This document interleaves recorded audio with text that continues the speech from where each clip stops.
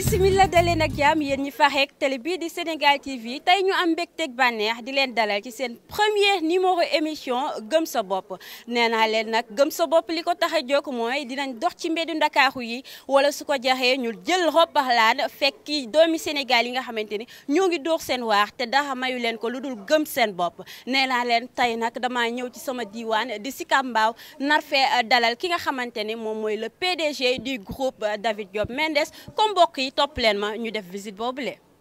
ñu jéem a dem fekk ki nga xamante ni moom mooy le PDG du groupe David Diop Mendes ñoo ngi ko seen moom moo ngi nii nag taxaw moom mooy wuyoo ci turu monsieur Mbaye Sène moom nag moom moo nekk njiital groupe bi tey nag nee naa la rek asalaamaaleykum wala sax ma naan yow yaa may dalal ndax maa la fekk si. dal leen ak jàmm waaleykum salaam wa rahmatullah bisimilah.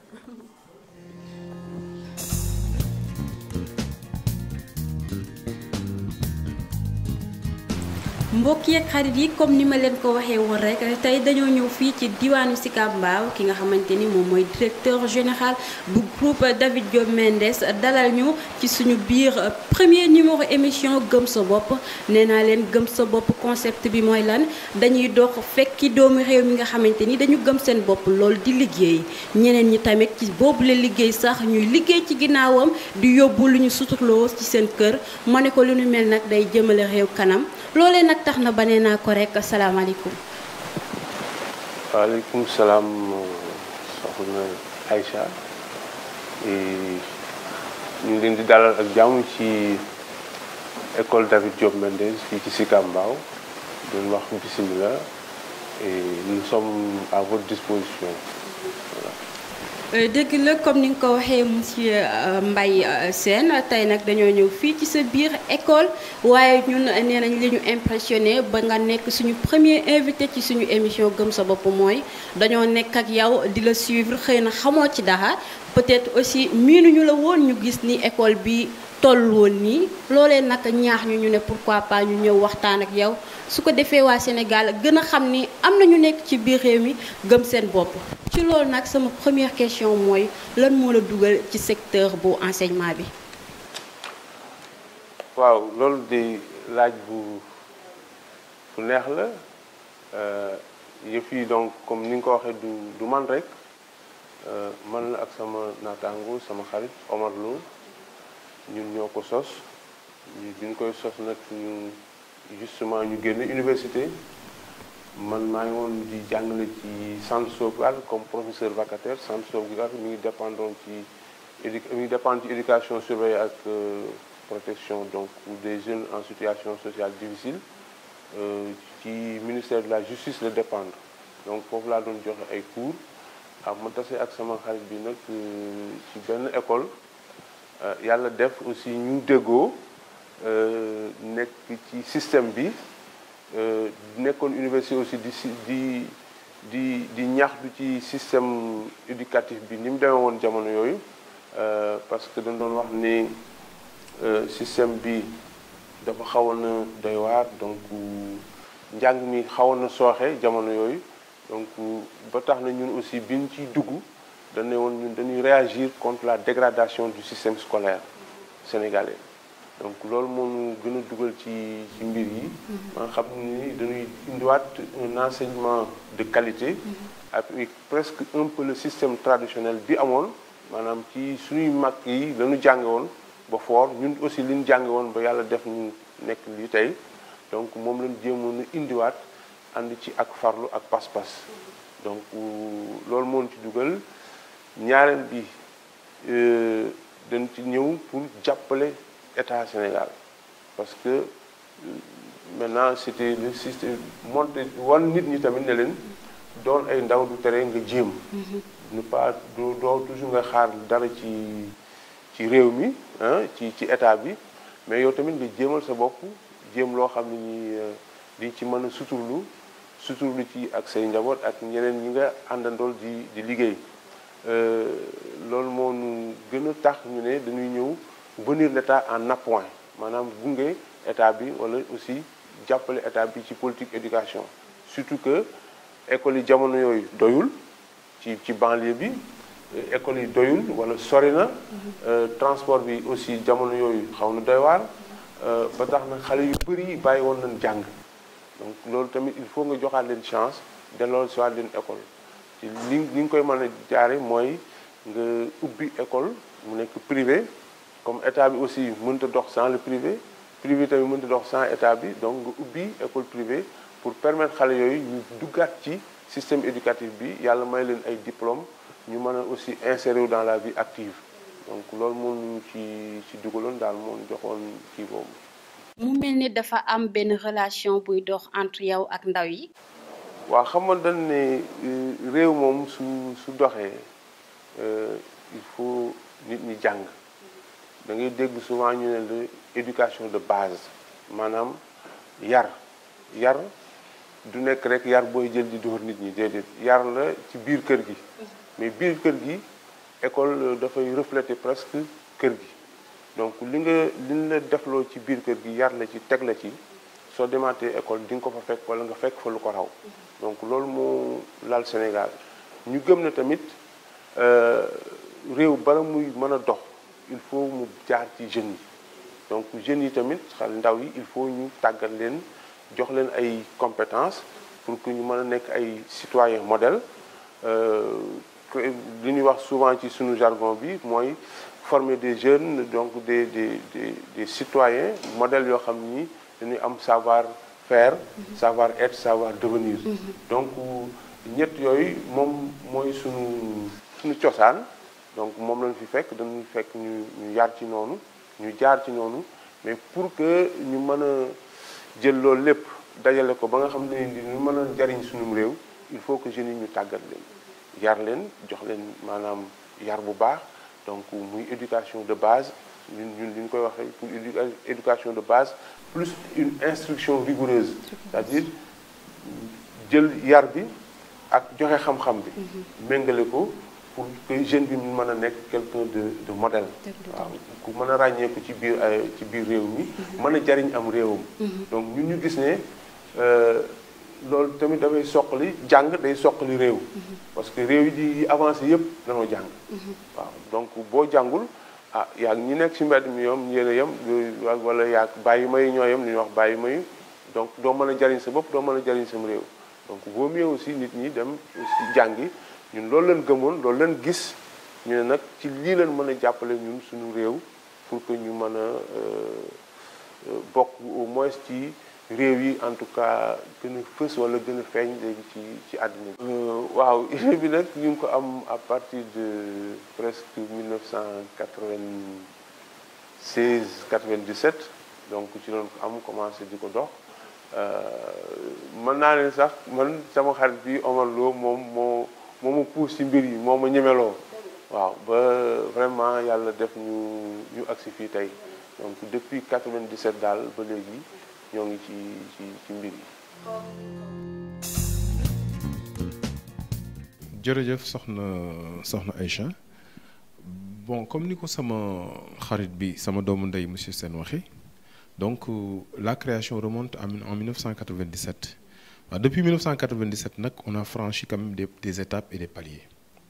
au début c'était pas évident parce que comme on a l'habitude de dire tout début est difficile waaw début bi xawoon na métti mais lenn rek lay wax ne amoon nañ ci constance mooy foi bi waaw ngëm-ngëm bi foi bi mosul changer malgré les imprévus malgré les difficultés malgré le chemin parfois parsemé d'embûches comme ni ko tubaab di waxee mais quand même le foi n'a jamais musuñu changer ci foi bi c'est mooy suñu constance beneen constance bi peut-être mooy toujours envie bi ñu am de prouver et de bien faire donc yooyu c'est deux constances yi nga xam ne toujours moom la ñuy demee waaw donc on a franchi beaucoup de paliers parce que tey David Diop quand même nekk na au niveau de la zone une référence et peut-être que d'ici quelques années ak ni ñuy liggéey dina nekk référence aussi sur le plan national bu dee nekk goo ko dina ko nekk incha allah donc en tout cas ñun ci loolu la ñuy liggéey donc la première année les premières années donc élémentaire la woon ak moyen général c'est-à-dire CI ba troisième donc ñu jéem a xeex nag di implanté wu parce que pour nga implanté wu il faut nga def ay résultats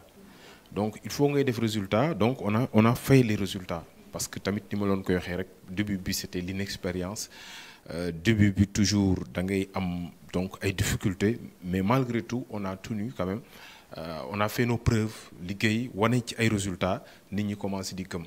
parce que soo gëmee rek pour ñeneen ñi gëm day xaw a yomb mais il faudrait quand même que ñi nekk ci kaw aussi gëm projet bi di ko expliquer population bi di ko expliquer ñu liggéeyal et avec le temps les gens ont cru ba tey soo gisee David Diop dem na ba ñu ngi dem ba terminal donc am nañ préscolaire ba terminal donc c'est un cycle complet moo nekkoon suñu rêve nous disposons aujourd'hui de nos propres locaux moo nekkoon beneen rêve bi nga xam ne aussi réalisé nañ ko mais rêve bu intermédiaire la rek waaw am na leneen lu des parce que ñun suñu contribution c'est-à-dire damay wax toujours Sène que ne c'est une vie entièrement dédiée à l'enfance à l'éducation nous sommes des volontaires de l'éducation alors tout à l'heure question bi nga posé léegi moo mën ci dolli tuuti rek c'est-à-dire mission bi du lu difficile en vérité parce que tamit bu dee da nga am passion bi parce que ñun suñu passion loolu la rek xale yi def résultat jàng bi bu ñu defee les résultats sont bons xale yi génn kontaan admis donc ñu gis ne vraiment nous avons atteint nos objectifs donc loolu mooy suñu première satisfaction donc et nous pensons que c'est la satisfaction la plus importante alors donc mission bi métti na mais méttiwul parce que tamit booy def loo bëgg rek liggéey boo ko bëggee rek donc day nekk day mujj yomb quoi day mujj nekk lu facile donc on a franchi beaucoup de paliers yàlla di ñu jàppale aussi ci daaw gars yi gis ngeen ko ak émission bi jaar je ne veux pas faire de la publicité à la RTS mais elle a donc prestation David Diop et prestation aussi ci côté bu nekk bépp buy lépp luy compétition rek ñun dañuy essayer participer ci on a participé même on a présenté daaw des élèves au concours général mu nekk une tradition qu'on est en train d'implanter à David Diop donc yooyu yëpp nekk ay donc des choses yi nga xam ne peut-être ñu ngi ciy activer voilà donc grosso modo loolu la donc aujourd'hui tey David Diop àgg na ci benn niveau bi et nous pensons que les années à venir on va on va constituer encore une référence au niveau national. monsieur Sène comme ni ko sa doomu ndey monsieur Lo waxee nee na dafa nekkoon rêve ci yéen ngeen am seen local bopp mu mel ni tey loolee taxaw na ndax fii biral ngeen ni ñu yéen a ko moom loolee nag tax na ma bëggoon xam seen ay ressources ndax ci ab gëstu bu ndaw rek nee nañ ma ni xombal nga bàyyee ko mu bëggoon xam yow nga jóge xombal ñëw ba Dakar mooy loolu quoi liggéey gëm sa bopp ba am li tey wala say source daal fooy jëlee ñu lay jàppale su fekkee am na. waaw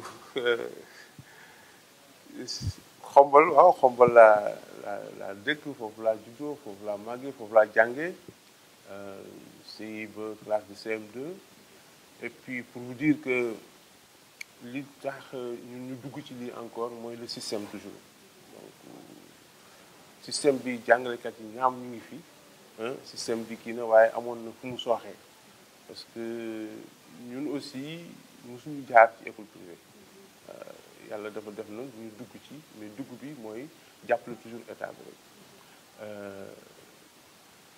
suñuy source nag dañ koy jëlee daal ci ginnaaw ñaanu waaju ak ndimbalu suñu borom ñun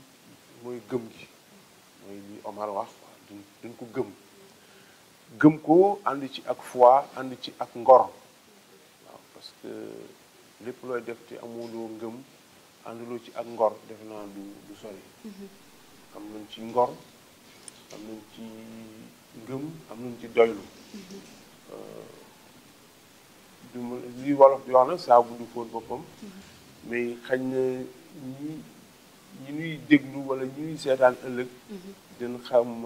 ne ñun li ñuy wax du tricherie daal waaw parce que ku xool parcours bi am na tey fii ci Sicap Mbao ñoo xam ne ñu ci nekk mën na la wax parcours David Diop tey ba ñuy implanté wu bu fii tey donc fii daal la ñuy tibbee ci Sénégal la ñuy tibbee ñaareel bi ci sunu cosaan ak sunu aada mooy ngor gi rek ci la ñuy jëlee ak ngëm gi li ci déggu mooy projet nit la d'abord donc mooy ressources humaines nit la yàlla def na ñun ñaar am nañ idée bi duñ ko lancé nit ñi fekk si nañ ci gëm loolu ñu ànd ci ak ñoom di ko doxal ba fii tey li ci des moo nekkoon wut ay moyens yi ni nga koy wutee mooy élèves yi ñooy ñëw inscrire di jëlaat lépp ñu delloowaat ko élèves yi parce que suñu gisee suñu investissement ñëpp nañ xam ne élèves yi seen bopp xam nañ ne école bi lépp lu wër ci jumtuwaay bu tax élève mën a foor rek am na fi beneen bi mooy yàlla dimbali nañu aussi ñun am ay xarit yu nekk bitim réew notamment Suisse yoo xam ni jàppale nañu ci suñu liggéey jàppale nañu pédagogiquement jàppale nañu financièrement aussi jàppale nañu donc bi loolu amee y a les structures locales aussi donc de près mooy banque yi fi nekk ñoom aussi jàppale nañu ci liggéey bi plus li nga xam ne tamit mooy cotisation parents d'élèves yi mooy maanaam li parents d'élèves yi di joxe ci ay droits d'inscription ay mensualité donc loolu tamit jàppale nañu ba yàlla def na tey ñu taxawal suñu structure mooy li ma wax rek du ñu mës a gëm la parce que projet bii ñu ngi ko bindoon en août 98 waaw août 98 boobu déjà on a ouvert en octobre 97 mais août 98 gëm nañ ne ñun normalement fii ak 10 ans maximum 15 ans war nañ mën a am suñu propre local waaw lu jafe la nag lu jafe-jafe la mais dañ ko gëmoon ne loolu tey dafay nekk une étape ci suñu parcours donc wax la ko léegi du loo xam ne nii tey am nga local rek fa nga yem déedéet am na local am na yenn étape yu ñu wax donc. comme ni nga ko waxee rek liggéey moom ngeen gëm comme ni ko tamit suñu turu émission di wuyoo tey man mu bëggoon xam peut-être ci seen école ci seen complexe bi yan différentes sites ngeen am par exemple ay peut-être bibliothèque wala et cetera quoi noonu ñu mën a waxee nombre de classe bi ngeen yor bibliothèque administration et cetera quoi. waaw donc structure daal li mu tëddee mooy comme li mu la Omar wax donc am cycle yëpp donc am na jardin d'enfants maternelle ba classe de terminale am na bibliothèque fonctionnelle dès la première année mooy ngëm gi mooy loolu parce que dañ ubbi école bi ñuy ubbi lañ am bibliothèque mooy moom ay livre am moom yu mu am man sama ay livre élève bu nekk ñu ne la sa kër am na livre bu fay nelaw indi ko ñu constituer bibliothèque demuñu di saro ko fii partie déedéet loolu lañ njëkk a constituer et d'ailleurs moom am na benn séminaire bu ñu invité woon moom mu dem bi mu exposé loolu nit ñi dañ waa mi loolu nan la mën a nekk parce que gëm nañ ne mi ngi fi kër goo dem am na livre bu fay nelaw ñu ne xale yi indi leen livre boobu donc ñu construire suñu propre bibliothèque dem ci ba projet bi mooy njëkk am en Suisse mooy lan ngeen bëgg ñu leen bibliothèque parce que ci njàngum livre mi ci la lépp nekk donc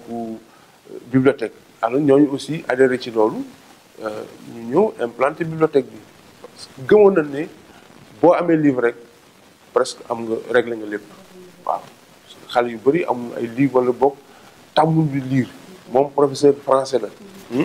man professeur histoire géographie la donc xam nañ njariñu lecture moo taxoon ñu xaar suñu tànk rek ne il faut ñu am bibliothèque te it ci biir loolu ñu ne doyul parce que àddina day dox livres yi léegi livre lecture am na mais aussi am na ay livres numériques donc yëpp mi ngi ci parfois lu bëri mi ngi ci internet bi ñu ne tamit comme àddina day dox te jamono yi les moyens amuñu ko moom mu am fit nit ku am fit la nag ci entrepreneuriat c'est-à-dire créer ay emploi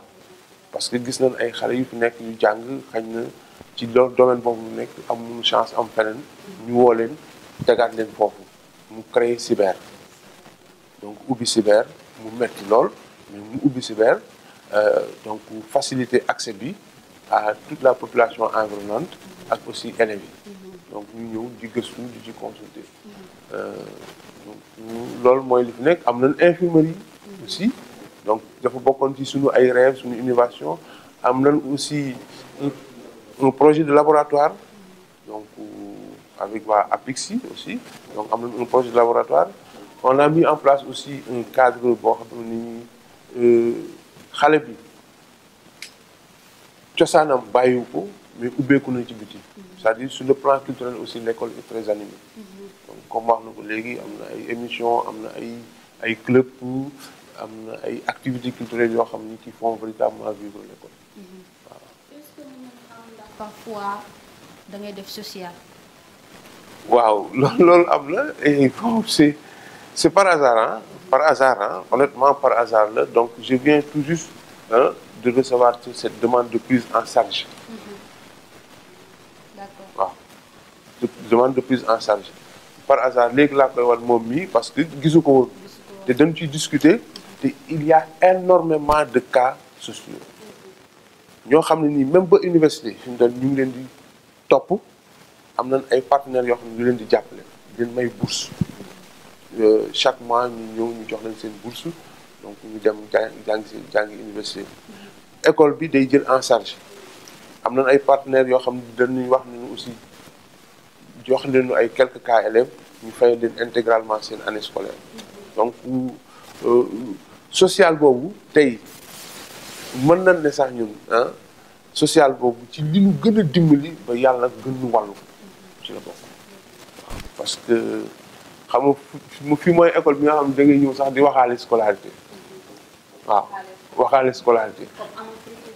waaw donc am na préfixe am na préfixe tout mais am na ñoo xam ni sax dañuy ñëw ne la dimbali ma parce que nangam ñu tenir compte ci loolu mais li ñuy wax mooy donc Omar waxoon na ko ci projet école bi assurer une scolarité de qualité à un coût moindre donc moom la monsieur Lo waxoon ci projet bi donc mooy toujours dimension sociale boobu dafa am toujours ñun fu ñu koy teg rek fu ñu koy lal waaw donc am na ku xam ne nii mën na fay am na koo xam ne nii xañ na mënul fay wala am na nu mu mën a fayee donc su ñëwee toog ak ay justificatif ñu waxtaan ci jàppale ko te yàlla. dañuy dellu ci sa doomu ndey Omar mu waxaat ñu peut-être élèves yi nga xamante ni ñoo fiy jàngee est-ce que rek uniquement Sicap Mbao la ñu dëkk wala ñi nga xamante ni peut-être ñoo ci gën a sori ci fan la ñuy bàyyeekoo et cetera. Bon à propos de nos élèves dama naan d'abord ñun suñu base naturelle c'est la Sicap Mbao waaw donc on a toujours privilégié ce qu'on appelle une éducation de proximité waaw mais yàlla dafa def ni tamit booy def ay résultats donc quand je parle de la Sicap Mbao je parle de la Sicap Mbao Diamaguène Sicap Mbao environ Fass ñi ñu wër donc pour ñun c'est le même quartier alors mais yàlla dafa def ni booy def résultat aussi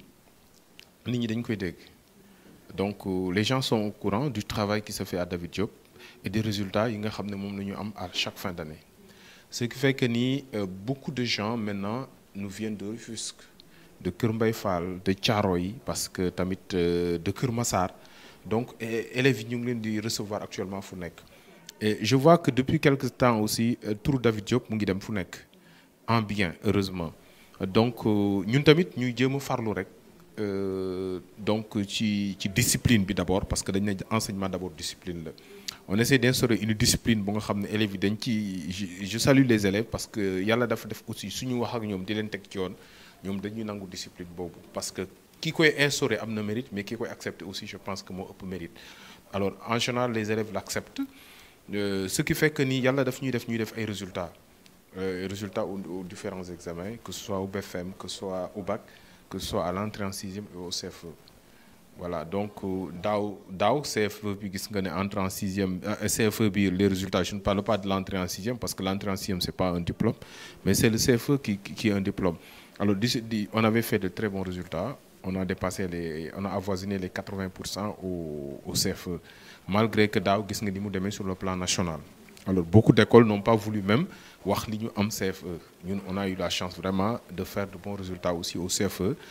au BFM et au bac parce que bac pourcentage bi ñu am de réussite c'est 60%. C'est un peu pour répondre à la deuxième question bon bi nga may laaj un peu yan moo la gën a neex parce que man résultat yi ma gën a neex rek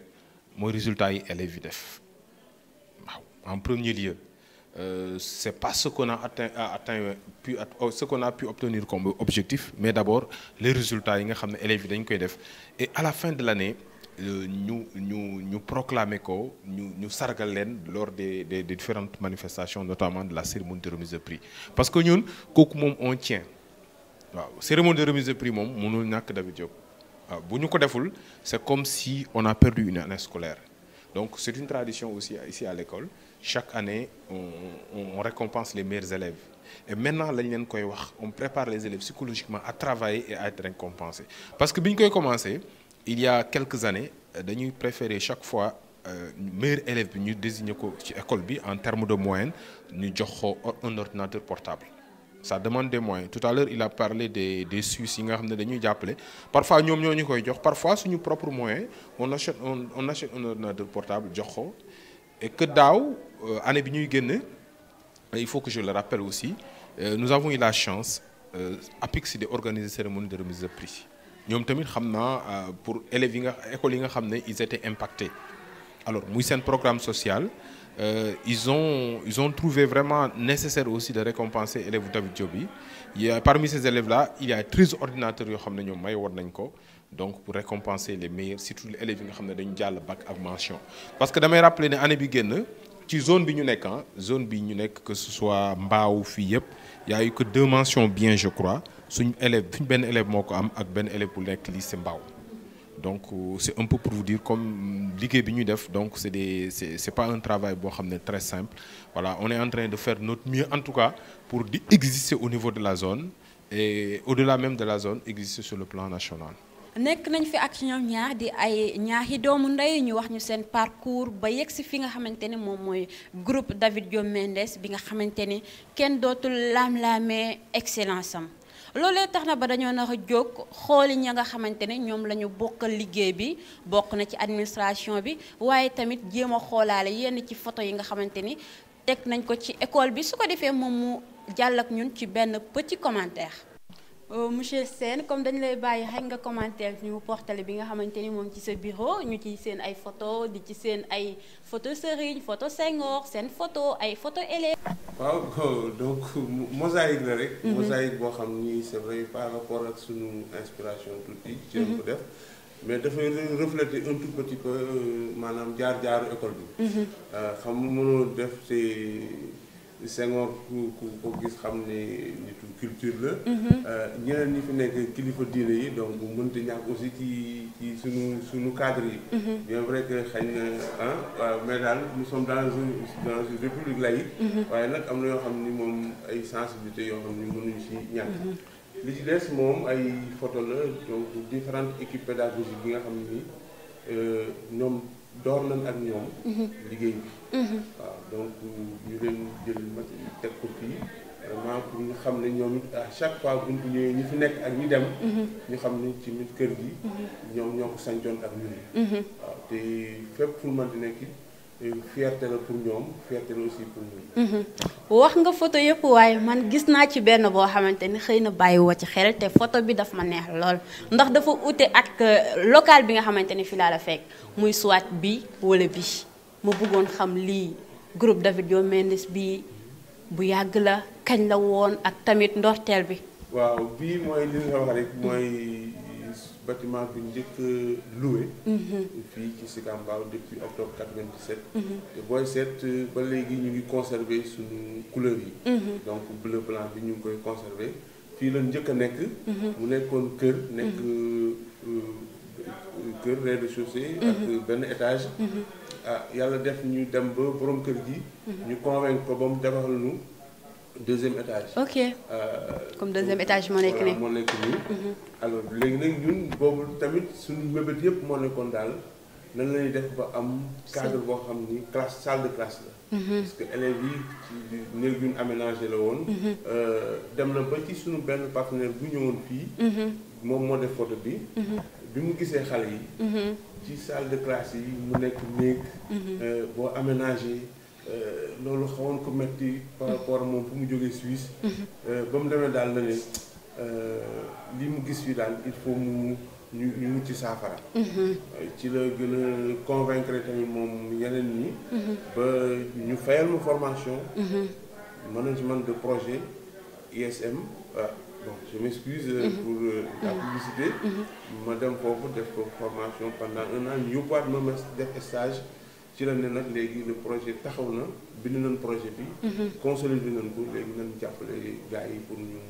jënd terrain. comme dañuy xuusandi xooli yeneen portale comme yow la ñuy àndal ci commentaire u portale yi nga xamante ni moom ngeen fi def man nag ci bii lay tàmbalee ndax ay doomi nasaraan laa gis te sànq ci biir waxtaan ne ngeen ma am na ay doomi tugal yoo xamante ni ñoom it jàppale nañ leen lool. waaw kii photo bi mu ngi nekk Suisse et voyez un peu monsieur Sène donc parmi ces voyages yu muy effectué en Suisse. Donc, wow. Donc du nouer des partenariats, d'abord sur le plan pédagogique, parce que d'abord, échange-le, un peu les pays développés, c'est un système, là, c'est un point fort, donc il y a une trop. Et que, voilà, donc, Photobi, c'est une école suisse. Wow. École Bizarre, il y a 2 ans de cela, déplacé aussi un étudiant à l'Union David Diop, ils ont fait 1 mois avec nous, ils ont mis trop sur une réalité culturelle. Voilà, échange boobu ñun dañ koy privilégier toujours waaw moom la ñuy wax moom la doon expliquer tout à l'heure en parlant d'un ancrage fort mais aussi d'une ouverture résolue. dañoo gis ndongo yi yor ay neexal ñu bëggoon xam neexal yooyu da ngeen ko joxe chaque année wala lan aussi moo ko waxal. waaw soxna ay moom laa doon expliquer tout à l'heure waaw suñu biir interview bon dama doon wax kii cérémonie de remise de prix la. waaw buy récompenser les meilleurs élèves bii il y a eu 2 ans yi nga xam ne waa APIX ñoo ñëwoon pour jàppale ñu mais cérémonie bi c'est une tradition à l'école waaw ñun on tient fortement voilà à cette cérémonie waaw buy récompenser les meilleurs élèves waaw mu nekk une distinction boo nga xam ne chaque année dañ koy def pour kii leen. may jeexalee ci portale bi ndax defe naa ni. bureau bii ngeen ma dalal léegi ute na lool ak seen bureau bi ma bëggoon xam bii en quelle année la ak aussi gis nga rek bureau bi daal maanaam xaw na yàgg. waaw bii je crois que c'est vers les années 2000 ou 2001 waaw donc mais ñun yàlla daf ne waaw voyez cet ordinateur temps yooyu je crois que si Kambaaw bu dee am na fi benn ñaar lay nekk ñaar ordinateur ou ñett bariwuloon mais ñun déjà dès notre première année dañu dugg ci informatique. Déjà dès 97 lañ commencé di enseigner informatique à l'école suñu année de création en 98 je veux dire mars 98 lañ commencé instaurer loolu voilà donc mais bii mooy suñ les premiers locaux parce que dafa am les 2e locaux ak les 3e locaux mooy locaux yi nga xam ne fi mu nekk nii tey ci la ñu nekk waaw local bi c'était voilà fële la nekkoon donc bureau bu ndaw la woon. Au début je crois que benn waañ la woon faut pas avoir honte de le dire bu ñu transformé woon parce que premier locaux yi c'était une maison on avait transformé voilà bokkuloon nag tey bien sûr fi ñu nekk tey. mu mel ni dama seen tur bi nga xamante ni moom ngeen duppee seen école di David Diop ma bëggoon xam nag portale bi peut-être lan moo tax aussi ngeen choisir David Diop exactement. waaw très rapidement soxna Aïcha David Diop parce que c'est un grand africain di nekk un poète bu nga xam ne. maanaam mën naa wax ne ni mu bëggoon Afrique ak ni mu farla woon ci Afrique bon bariwul ci époque boobu ñu ko meloon alors David Diop nag dañu seetlu aussi que ni dañ ko xaw a fàtte Afrique Sénégal nag dañ ko xaw a fàtte parce que li ñu ko tuddee daal bariwul y a un CEM David Diop je crois y a une rue David Diop ñun bi ñuy nekk étudiant dañ mos di rêver aussi ku am loo xam ne peut-être David Diop dina ci feeñ. Alors c'est pour perpétuer voilà pour perpétuer tour boobu moo tax ñu indi David Diop gis nga David Diop fii autour de lui il y a de grands Africains alors soit c'est de grands Africains soit c'est de grands en tout cas africanistes wala ay noirs yu nga xam ne dañu lutter pour la cause noire gis nga Martin Luther King fii donc ku nekk xam na taxawaayu Martin Luther King kii Nelson Mandela la duñu ko présenter kii beneen bindkat la bu nga xam ne bañkat la ñu koy wax Franck Fanon kii le professeur Cheikh Anta Diop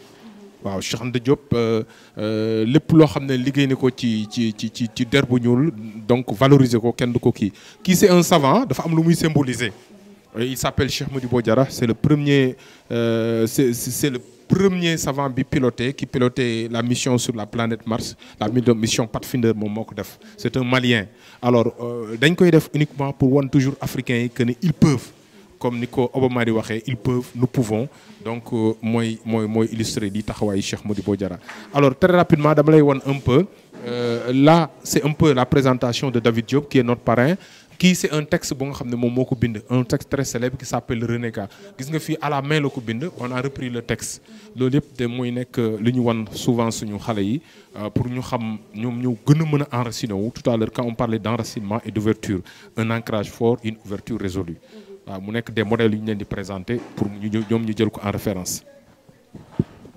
monsieur Lo jërëjëf ci commentaire yi nga def ci portrait yi nga xamante ni moom ngeen def ci seen école nee naa toog nañ ak yéen ci seen bureau ngeen biral ñu wax ñu seen parcours defe naa ni nag nee naa nit suñ ne baax na dafa fekk mbokk ya ñoo ko wax mu am ay seen collègues yoo xamante ni teew nañ fii ñu bëggoon xuusandi ak ñoom xool ñoom it ban témoignage la ñuy def si yéen gëm ngeen seen bopp am déet defe naa ni ñoom dinañu ci mën a indil ay firnde. ñoo ngi fii ak monsieur Ndiaye di professeur d'anglais nekkit collègue ci monsieur Sène ak monsieur Lo dañ lay bàyyi rek nga wax ñu nan nga gisee liggéey bi nga xamante ni moom la monsieur Lo ak monsieur Sène sumb.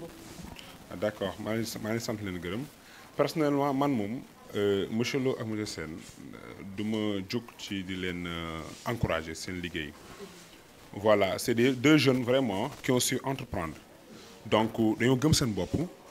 gëm ni toujours que ni doomu aadama warul xaar dara ci nguur gi war na mën a jóg defar ay mbiram ba réussir ko donc pas boobu aussi c'est un grand pas boo xam te ni ñun dañ leen si war a delloo njukkal. Personnellement aussi dama am benn vécu ak ñoom c'est des gens très bien man seen élève laa woon tey ñoo ma jàngal macha allah ni ñuy jàngalee donc loolu aussi maa ngi ciy remercier voilà donc di leen encourager seen liggéey yàlla na yàlla yokku fu ñu seen njort yàlla na weex seen jot daal seen li ñuy réaliser. comme defe naa ni monsieur Lo ak monsieur Sène liñ doon wax firnde bi moo ngi nii ndax moom monsieur Ndiaye lay wuyoo di professeur d'anglais ci biir complexe bi waaye nag fàttali nañu ne fii la dooree maanaam fii la jàngee. mbokk yi xarit yéen ñi safoo doon suivre seen premier numéro émission gëm sa bopp di li ko tax a jóg nag bokk na ci firndeel ni am na doomi réew yoo xamante ni dañoo gëm seen bopp lool di ñafe di rayante ngir tedd xaar ñu dara ci nguur gi comme nag defe naa ni nag comme lépp jeex na wax ji leer na yéen ñi ñuy seetaan gëm ngeen ni ñi ñu fekk si di boroom groupe David Diop Mendes ñu gëm seen bopp lañ dañ leen di bàyyi rek ñoom ñu joxe seen mot de la fin. waaw jërëjëf soxna Aïssa. Donc, le mot de la fin, nous remercier d'abord Sénégal TV d'avoir pensé à nous, Sokhna Aïcha. Alors, pour dire que nous Sokhna Aïcha, Sénégal TV, moi, je suivre depuis des années. Depuis des années, je suis émettre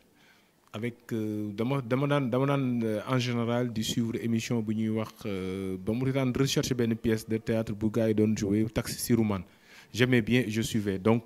liggéey bi donc jëm naa esprit de créativité bi ngeen am. Donc, moi, je l'ai toujours suivi et loué aussi. Alors, peut-être pour le mot de la fin aussi, remercier toute l'équipe de David Diop Mendes. Les enseignants d'abord, l'administration, les enseignants, mais remercier aussi les élèves et les parents d'élèves. Les parents d'élèves parce que confiance bi ñu am ci ñun dañuy wax ne kenn mënu ko fay. Parce qu'ils nous ont confié ce qu'ils ont de plus précieux. Et par conséquent, nous devons faire aussi suñu kéemtalaay kattan ba lu précieux ñu jox ñu def tout, n'est-ce pas, pour nekk à la hauteur de la tâche. Alors, remercier les élèves parce que tamit faut le dire, éducation yombul, mais xale yi donc souvent dañuy déglul aussi. Dañuy déglu bu ñu leen di teg ci discipline dañ koy nangu bu ñu leen di conseiller aussi dañ koy nangu. Alors peut-être que dinaa terminer aussi en donnant un conseil aux jeunes conseil bi mooy ñu xam ne jàng dara mënu ko remplacer. L'éducation comme l'a dit monsieur Sène tantôt moom mooy sous-tendre développement. Alors éducation mooy lépp jàng instruction xam foofu rek la réew rawante. Alors ñu gën a fulaal gën a faydaal seen jàng mais jàng aussi dans la discipline waaw du moins que aujourd'hui tey aussi yenn instruments yi nga xam ne mën na leen réeral mooy notamment le téléphone portable et c'est pour cette raison que ñun dañ ko interdire à l'école c'est formellement interdit à David Diop. Alors pour cette raison aussi ñu gën a def ndànk ci télévision bi bien sûr que télévision la mais ñu utiliser ko à bon escient parce que télévision baax na am na njëriñ. Mais attention am na noo koy utiliser aussi mën na la yàqal si jàng donc yooyu daal mooy conseils yi may jox xale yi ñu gën a góorgóorlu gën a fulaal seen jàng gën ko fay daal donc pour le développement de leur pays ëllëg. waaw soxna Aïcha man li may gën a rafetlu ci waxtaan wi tey mooy innovation bi maanaam surtout émission yu mel nii comme lu ñuy wax gëm sa bopp nit ki da nga war d'abord gëm sa bopp xam yow yaay kan xam li nga war a jariñ sa réew li nga war a jariñ sa askan li nga war a jariñ sa njaboot li nga war a jariñ donc képp kuy doomu aadama ni yow loolu mënut a weesu lu avoir la foi la confiance en soi-même donc mooy toujours li nga war a gëm sa bopp gëm sa bopp mën na la yóbbu fu nekk donc mën na la yóbbu surtout ci luy njariñ laa wax nag mën na la yóbbu ci luy njariñ mooy di nga xam sa bopp di nga moytandiku lu bari di nga moytandiku gàcce di nga moytandiku gàcce daal ci la lépp nekk te pour moytandiku gàcce mooy nga taxaw ci yoon bu baax taxaw ci yoon bu baax nag li koy fondement bi mooy yar nga am yar am ay teggin xam ce qu'on appelle les vertus du Sénégal de façon générale mooy ngor fulla fayda jom loolu boo ko boolee mooy gëm sa bopp xale yi nag léegi xañ na yooyu am na gaa mi ngi am te li fi amoon ba léegi moo fi nekk mooy nit ki foo mënti nekk da ngay gëm sa bopp sunu mag yi cosaan yi fi newoon dañoo gëmoon seen bopp ñii ñu jiite tey ba arrivé ci yenn sommet yi wala yenn postes yi dañoo gëm seen bopp donc nit ki waruloo nekk ci leneen lu dul am fulla am fayda ba yàlla suturaal la nga mën a taxawal dara boobu mooy am esprit de leadership esprit de combativité esprit d'entreprise esprit d'initiative donc loolu boo ko matalee rek yàlla mën na la jàppale boo ci boolee fulla ak fayda ak yar donc loolu daal lañ amoon ci lu ñuy gën a ñaax xale yi te di leen dolli jaajëfal te di leen dolli aussi remercier donc pour cette initiative jërëjëf. mbokk yeeg xarit yi yéen ñi doon suivre seen émission gëm sa bopp amoon nañ mbégteeg bànneex ñëwoon fii ci complexe bi di David Diom Mendes ngir nag dalal ñi nga xamante ne ñoom ñoo koy yor di monsieur Sène ak monsieur Lo defe naa ni complexe bi ku ko gis xam ni fa mu dooree woon ca 1997 ak jamono ji ñu toll ñoom gëm seen bopp rek moo leen ko may dañuy joxante dig daje niki beneen ay bis.